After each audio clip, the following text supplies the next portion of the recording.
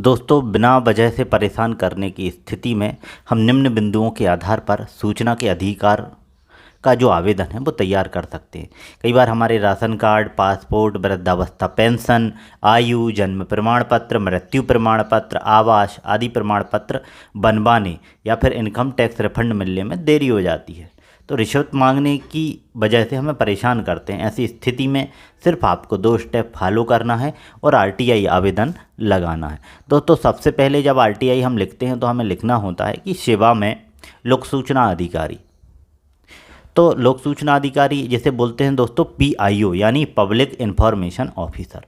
अब आपको विभाग का नाम लिखना है दोस्तों। पेंशन देखिए आपकी क्या है, पंचायत विभाग से पेंशन है तो आपको पंचायत विभाग में मेंशन करना है। अब आप कलेक्टर ऑफिस में अप्लाई कर रहे हैं तो कलेक्टर ऑफिस का जिला दंडाधिकारी का नाम लिख सकते हैं, या फिर आपकी जो केंद्र सरकार के किसी भी विभाग से है तो उस विभाग में आवेदन कर रहे हैं तो उस विभाग का नाम लिखेंगे और उसका पता जो भी दोस्तों अपना ज़िला आता है या फिर राज्य है तो उस हिसाब से मेंशन करना है।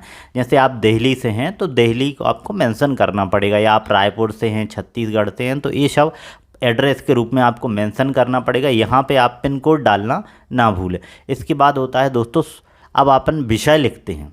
विषय में क्या रहता है दोस्तों, सूचना के अधिकार अधिनियम 2005 के तहत आवेदन करना है। इसमें दोस्तों सेक्शन के तौर पे आप मेंशन कर सकते हैं 6(1), यानी आरटीआई एक्ट के सेक्शन 6(1) के तहत आवेदन। इसमें क्या रहता है दोस्तों, 6(1) जो सूचना अधिकार अधिनियम की वह धारा है जिसमें आरटीआई का आवेदन लिखा जाता है।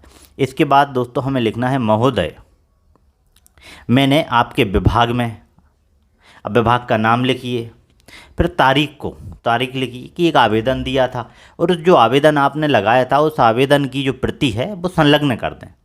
लेकिन अब तक जो है मेरे आवेदन पर किसी भी प्रकार का कोई भी संतोषजनक कदम नहीं उठाया गया है, यानी कोई भी ऐसी कार्यवाही नहीं की गई है कि जिससे मैं सेटिस्फाइड हूँ। अब मुझे महोदय से निवेदन है कि निम्नलिखित जो सूचनाएं हैं मुझे उपलब्ध कराने का कष्ट करें। फिर इसके बाद लिखना है महोदय कि मेरे आवेदन पर प्रतिदिन की जो कार्यवाही की गई है, जो दैनिक प्रगति रिपोर्ट है वो हमें उपलब्ध करावें, उसके दस्तावेज हमें उपलब्ध करावें। मेरा आवेदन किन किन अधिकारियों के पास गया, उन अधिकारियों के नाम और कितने दिनों तक रहा उससे संबंधित दस्तावेज, और इन अधिकारियों के द्वारा जो कार्यवाही की गई है उससे संबंधित दस्तावेजों का जो पूरा विवरण है वो हमें उपलब्ध कराने का कष्ट करें। फिर दोस्तों अब है विभाग के नियम के अनुसार मेरा आवेदन पर अधिकतम कितने दिनों में कार्यवाही पूरी हो जाना चाहिए थी, क्या मेरे आवेदन पर उपरोक्त समय सीमा का पालन किया गया, दोस्तों आपको मेंशन करना है। तो जो भी है इस नियम से संबंधित सभी दस्तावेजों की प्रमाणित प्रतिलिपियाँ उपलब्ध कराने का हमें कष्ट करें। अब दोस्तों 3 पॉइंट है, कृपया उन अधिकारियों के नाम बताएं मुझे पद नाम के साथ जिन्हें मेरे आवेदन पर कार्यवाही करनी थी लेकिन उन्होंने कोई कार्यवाही नहीं की, ये आपको मेंशन करना। अब दोस्तों 4 पॉइंट है, अपना काम ठीक ना करने और जो जनता को अपना काम ठीक से नहीं करते हैं, जनता को परेशान करते हैं, इन अधिकारियों के खिलाफ क्या कार्यवाही की जाएगी और यह है कब तक की जाएगी। इससे संबंधित सभी प्रकार के दस्तावेज हमें उपलब्ध कराने का कष्ट करें।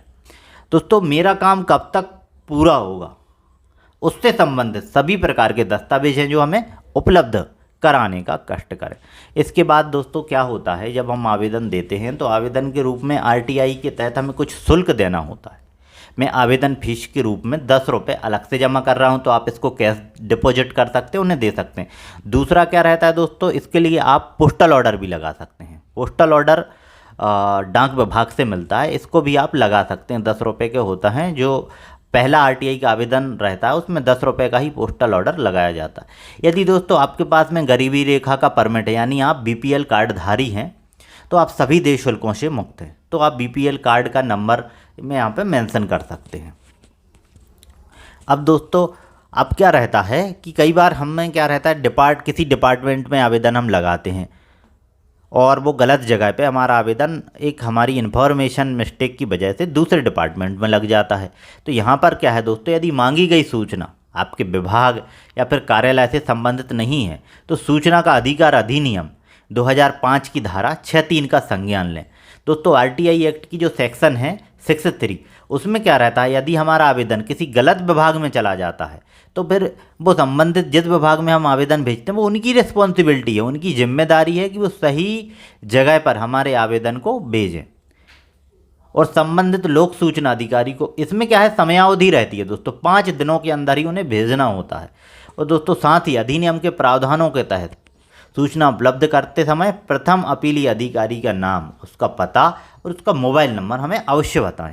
ये चीज़ें आपको मेंशन करना है। फिर दोस्तों लास्ट स्टेप्स होता है आपका नाम, प्रॉपर नाम लिखना है आपको, आपका जो भी नाम है वो प्रॉपर तरीके से लिखें, आपका पता प्रॉपर तरीके से लिखें, फ़ोन नंबर प्रॉपर तरीके से लिखें, आप ईमेल आईडी को भी मेंशन कर सकते हैं।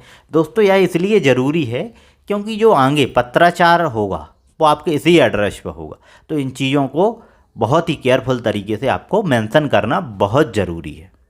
दोस्तों इतनी मेहनत से हम लोग वीडियो बनाते हैं तो आप इस वीडियो को लाइक करें और हमारे चैनल को सब्सक्राइब करें। साथ ही दोस्तों कमेंट करके बताएं कि इन्फॉर्मेशन कैसी लगी। इस बुक को आप अमेजन फ्लिपकार्ट से भी मंगा सकते हैं या हमारे नंबर पर व्हाट्सएप करके आप इस बुक को मंगा सकते हैं।